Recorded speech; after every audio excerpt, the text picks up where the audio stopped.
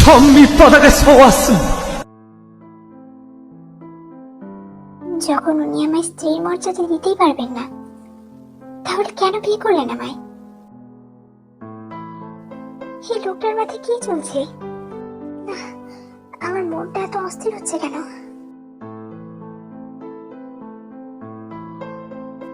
Sofa থেকে উঠে সোজা ছাদে এসে দোলনাতে বসে পড়লাম। কেন এমন লাগছে আমার?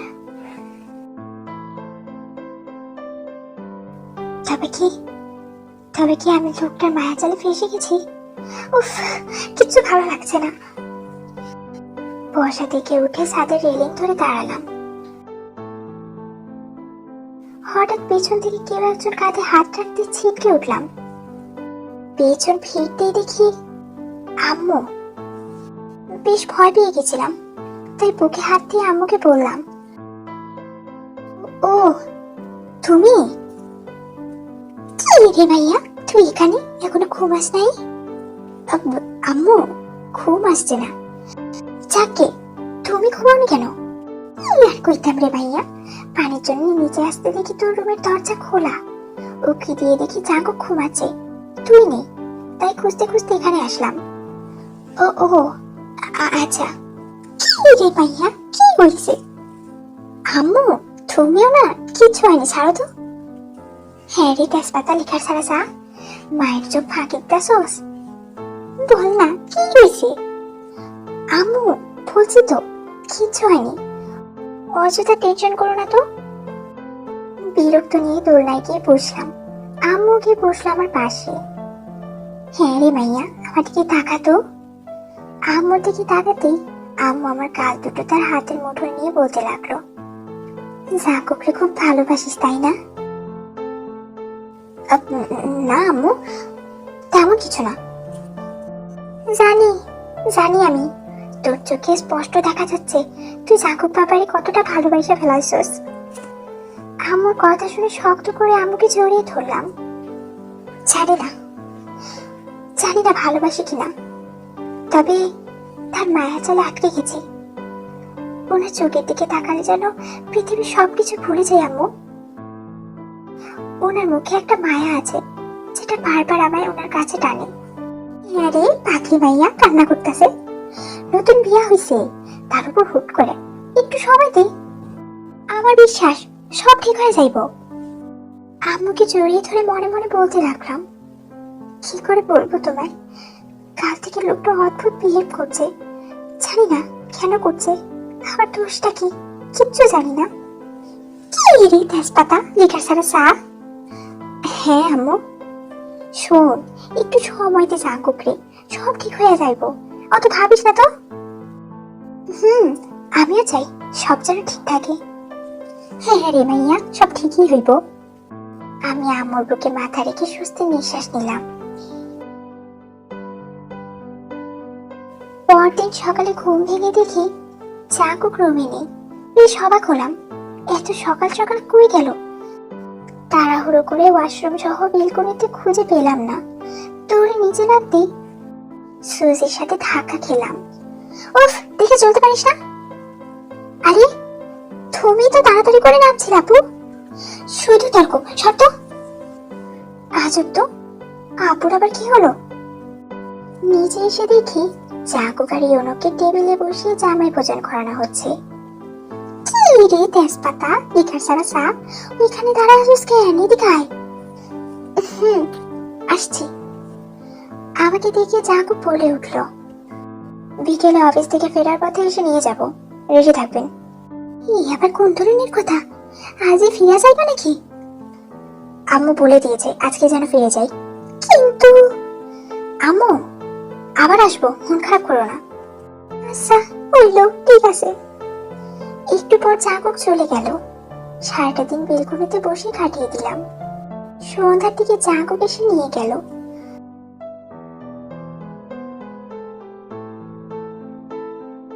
রাত প্রায় 9:30 বাজে। রুমে বসে আছি, তখন রুমে মা আসলো। বৌমা, মন খারাপ নাকি? না না মা, তেমন কিছুই না। আপনি আপনি আসুন, ভেতরে আসুন। হ্যাঁ রে মা, মন খারাপ নাকি? বাসায় আসার পর একটা কথা বললি না তো। তাই তো। না মা, আসলে বাসা সবার জন্য মন খারাপ লাগছে। পাগলি মেয়ে, মন খারাপ করে না। কিছুদিন যাক, জাকুকে বলবো তোমায় নিয়ে ঘুরে আসতে, কেমন? আচ্ছা মা, একটা কথা জিজ্ঞেস করবো? হ্যাঁ বলো। না মানে, হঠাৎ করে আমি আপনাদের বাসায় বউ হয়ে আসলাম, আপনি কি সত্যি আমায় নিজের বৌমা হিসেবে মেনে নিতে পেরেছেন? আরে বৌমা, কি বলছো সব? দেখুন মা, আমি জানি হঠাৎ করে আপনাদের বৌমা হয়ে আসলাম। আমি এটাও জানি আমার থেকে ভালো মেয়ে আপনারা আপনাদের ছেলের জন্য পেতেন। মা আমার গালে হাত দিয়ে বললেন, কিন্তু আমার ছেলে তো তোমাকে বিয়ে করার জন্য পাগল ছিল।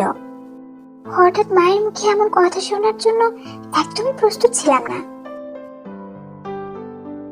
সত্যি বলতে, অনেকদিন আগে থেকেই জাঙ্কুক তোমার শ্বশুর মশাইয়ের কাছে তোমার সাথে বিয়ের প্রস্তাব পাঠানোর প্রেশার দিচ্ছিল।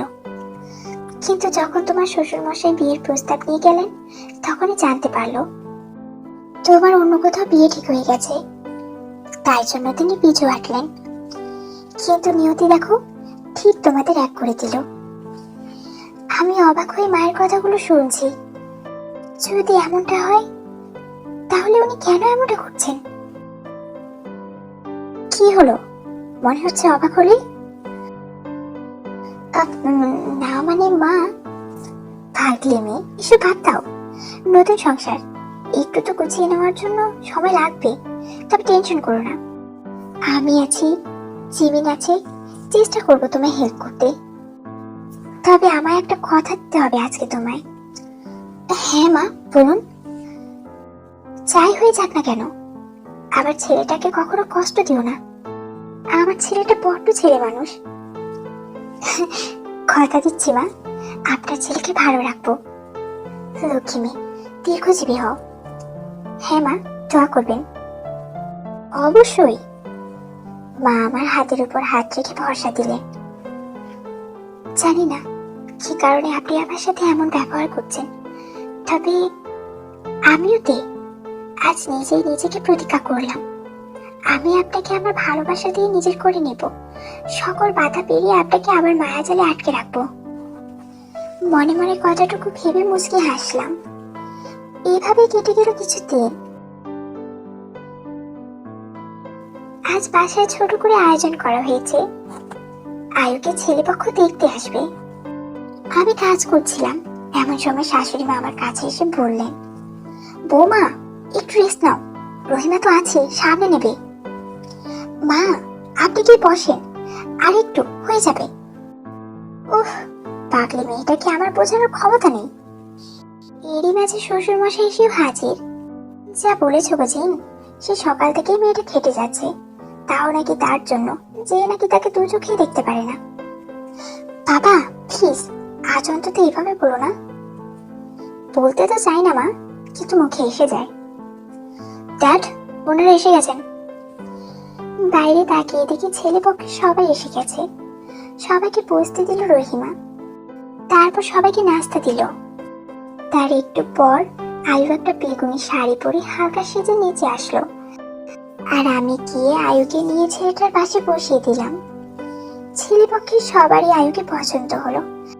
সবাই বিয়ের কথা নিয়ে আলোচনা করতে লাগলো। একটু পর, এটা নিশ্চয় জাঙ্কুকের বউ? হ্যাঁ ভাবি, আমার বৌমা। ভারী লক্ষ্মী মেয়ে। আমি কি আন্টিকে সালাম করতে বুকে নিয়ে গালে হাত দিয়ে দোয়া করলেন।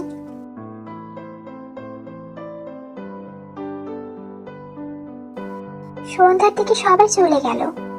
জাঙ্কুক আর আমি রুমের দিকে যেতে বাবা ডাক দিলেন, বিয়ের পর তো তোমাদের তেমন কোথাও যাওয়া হয়নি, তাই তোদের না জানিয়ে পরশুদিন তোদের জন্য দুটো টিকিট কেটেছি। আমি চাই তোমরা দুজনে আয়ুর বিয়ের আগেই হানিমুনটা শেষ করো। বাবার দিকে কপাল কুঁচকে তাকালাম। হানিমুন? হোয়াট? এই নাও টিকিট। ড্যাড, আমরা কোথাও যাচ্ছি না, ওকে? জাঙ্কুক, আমি বলেছি তার মানে যাবে। তো ড্যাড। জাঙ্কুক, জাগুক রেগে হন হন করে উপরে চলে গেলেন। নাও টিকিট দুটো। টিকিট দুটো হাতে নিতেই মা এসে বলতে লাগলেন, হ্যাঁ গো বৌমা, অনেকদিন তো হলো, এবার তো নাতিপুতির মুখ দেখবো নাকি? শোনো বৌমা, এবার কিন্তু ঘুরে আসার পরে সুখবরটা চাই। একদম তাই। আমি বেশ লজ্জা পেয়ে দৌড়ে উপরে চলে আসলাম। থাকলি একটা। যা বলেছো বুঝিন। রুমে এসে দেখি জাগুক বিছানায় মাথা নিচু করে বসে আছে। কুটি কুটি পায়ে জাগুকের পাশে বসতে জাগুক আমার দিকে তাকালো। ড্যাডকে কালকে বলবেন আমরা যাচ্ছি না হানিমুন। আমি মিটি মিটি হেসে বললাম, আমি তো যাচ্ছি। হোয়াট? প্লিজ চলেন না যাই। এই শোনেন, মা জানেন বলেছে। কি বলেছে শুনি? উফ, রেগে যাচ্ছেন কেন? মানে মা বলেছে মানে নাতিপুতি দেখতে চাচ্ছে। আমার কথাটা শুনে জাগুক এক রাতে বিছানা থেকে উঠে ফ্লোরে দাঁড়ালো। আচ্ছা, ভালো হবে না আমাদের একটা বেবি হলে, কি বলেন? কথাটা বলেই লজ্জা লাল হয়ে গেলাম। জাগুক দাঁতে দাঁত চেপে পড়লেন, বেবি তাই না? বেবি? হ্যাঁ বেবি। ছোট ছোট দুটো হাত, দুটো পা, উফ কত কিউট। এই শোনেন না, আমরা বেবি নেব। জাগুক কিছুক্ষণ পায়চারি করতে লাগলো। জাগুক প্লিজ। হঠাৎ জাগুক আমার গালটা চেপে ধরে আমার হাতটা মুচড়ে ধরলো। আহ, কি করছেন? লাগছে তো? লাগছে তাই না? জাগুকের দিকে তাকিয়ে দেখি ওনার শরীর কাঁপছে, চোখে রক্ত জমে গেছে। ভীষণ ভয় পেলাম। জাগুক প্লিজ প্লিজ ছাড়েন, ভুল হয়ে গেছে। ভুল তাই না? জাগুক আমায় ছেড়ে দিয়ে জোরে ধাক্কা দিতে সোজা টেবিলের উপর হামি দিয়ে পড়লাম। জাগুক কি আমার হাতটা পেছন দিকে মুচড়ে ধরতে কুকড়ে উঠলাম। মাথা তুলে পাশের আয়নার দিকে তাকাতেই অবাক হলাম। ঠোঁট কেটে রক্ত বেরোচ্ছে, কিন্তু জাগুকের সেদিকে কোনো পাত্তাই নেই।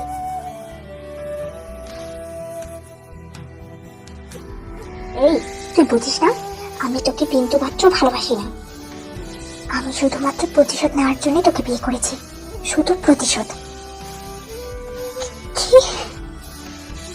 জাগুক আমার হাত ছেড়ে শক্ত করে গাল চেপে ধরতে ব্যথায় কান্না করে দিলাম। জাগুক ছাড়ুন, লাগছে আমার প্লিজ। জাগুক জোরে করে ধাক্কা দিতে ফ্লোরে বসে পড়লাম আমি। আলতো করে ঠোঁটে হাত ছুঁয়ে দিতে ব্যথায় কেঁদে উঠলাম। তখনই জাগুক এসে আমার পাশে বসে বলতে লাগলো, মনে পড়ে 2018 সালে কলেজ লাইফে সেই মিনুর কথা? জাগুকের মুখে মিনুর কথা শুনে অবাক হয়ে জাগুকের দিকে তাকালাম। মিনু?